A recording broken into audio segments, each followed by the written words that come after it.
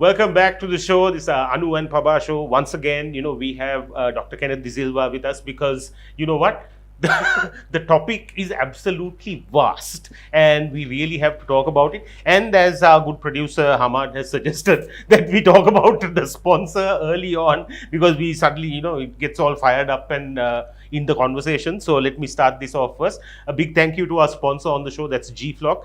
G-Flock's newest evening wear collection, Social Season, is for the season of plans, parties, and perfect outfits. So, man or woman, whatever you're looking for, whether it's a daytime outing, the evening dinner, romance, whatever it is, they've got it. I just actually acquired something for Paba. My wife did rather, and I hope it works. I'm gonna wear it next time on the show. Yeah, for sure. And of course, they do have 7 outlets in and around Colombo, and all you have to do is find yourself at any of these outlets, and trust me, you will find exactly what you're looking for. Thank you, G-Flock. All right, so let's get into that conversation. Now, we were talking about the IMF and alternative theories to the IMF, and exactly how the public has been kept away from asking the really pertinent questions. This was for me, Zil, the biggest problem. That we claim to be a very educated nation of people. Our literacy rate is actually on par with the Western world, right? But we, like the Western world, we also don't ask the right questions.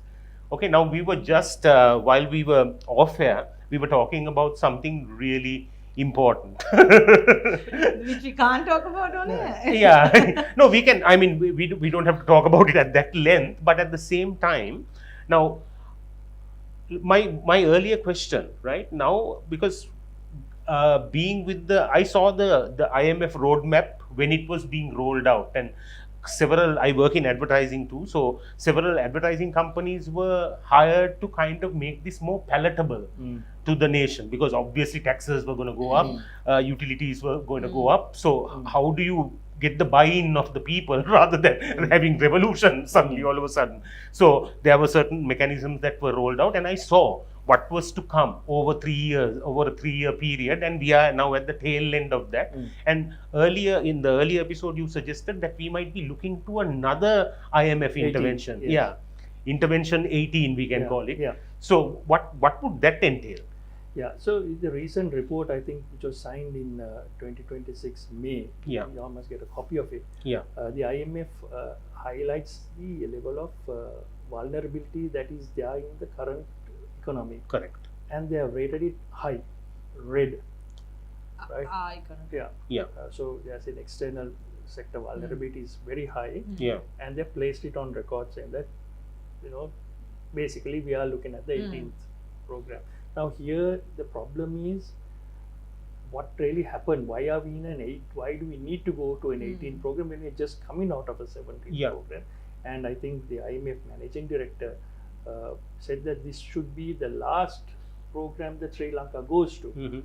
And strangely here we are looking at the We're looking at another one, yes. So the point is we are missing the core issue here. The core issue is what balance sheet do we need to rescue?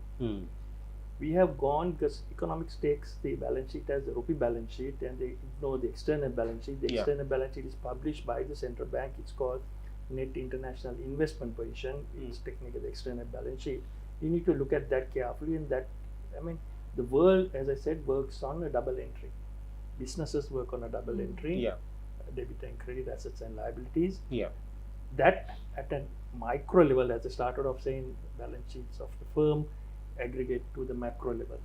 The balance sheets of firm aggregated will give you assets and liabilities of a country. Yeah.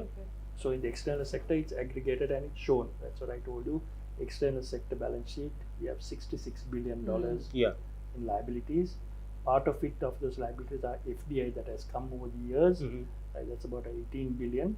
But the overall state borrowing, government borrowing of 36 billion has not really changed. Yeah. Banking sector liabilities are there, and Absolutely. state-owned enterprises. If you take the sum of it, it comes to $66 billion. Now, Now, right? Yeah. We can safely say that the FDIs will not very hard to pull out in a flash. Yeah. So therefore, we are relatively safe. But the point here is we need to reverse this when we have to get our balance sheet to be much stronger. Yeah. The only way we can get Yeah. it to be stronger is by helping our external competitive industries to grow. Absolutely. Right? Because export industries need to be incentivized and Yeah. prioritized. That is one aspect. So you look at revenue from an external point of view. Absolutely. Then you take revenue, that is dollar revenue, because we want hard currency, because we are not talking about rupees. Rupees we can manage. Yeah. That's not a problem, because the local balance sheet, really no worries for me as well, right? Yeah. External balance sheet we can't, because we can't print dollars, or Yeah. we can't do anything in that sense. So we have to generate that income. So one way is where I told you, you incentivize exports, you export industries, I mean everything that they ask for, because our dependency is now on services. No sooner services take a hit, a 10% hit, we are back to square one. Yeah. Yeah. We have seen that many times over, because our remittances Yeah. and tourism are what's driving our economy. Absolutely. Yes. Which is So- not a healthy position Yeah. to be in. We Actually, don't have control. rolling the economy. You Yes. have no control locally. Yeah. Depend on external factors.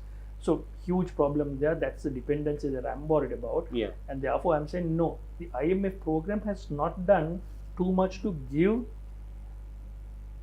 revenue, dollar revenue, Absolutely. an opportunity to grow in this country. Yeah.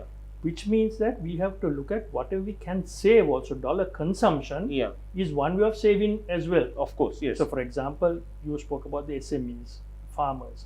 Now, we should look at our consumption pattern and say, look, why can't we consume locally produced goods? Yeah. Why can't we supply locally produced goods to the hotels? Yes. We have fantastic products, right? For example, we have curd, Yeah. which is on better than Greek yogurt, I would Yeah. imagine. Yeah. Of right? course. Of course. Yeah. Right? I mean, curd. I mean, there are some really solid farmers who are building, are doing really genuine curd, and it's so thick, Yeah. right, and so healthy. But you go to our hotels, they are serving Greek yogurt. curd, Yeah. New Zealand dairy board curd. I mean, it Yeah. doesn't matter.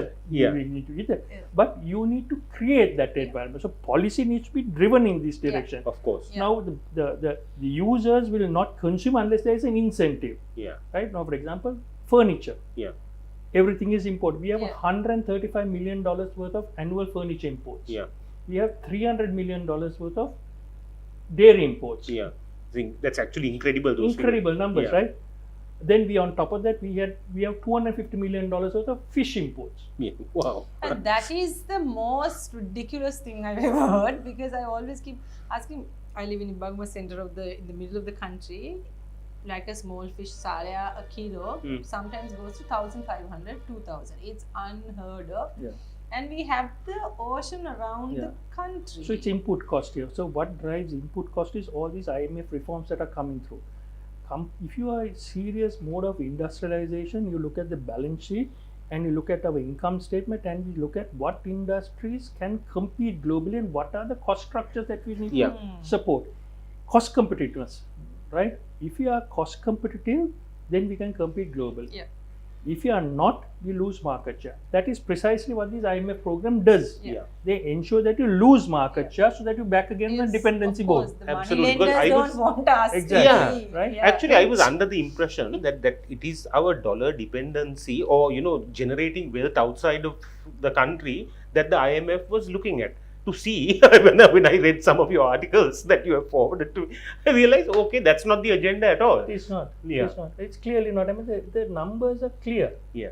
I mean, as I told you, if you go back 10 years and look at exports have grown. Our trade deficit has widened. Yeah. Thank God for the services that's Okay, keeping that us has kept afloat. up, We are yeah. bridging that gap with services. Yeah. So in that theoretical framework, then we have to ask, okay, if we depreciate the currency, why hasn't our exports increased? Yeah.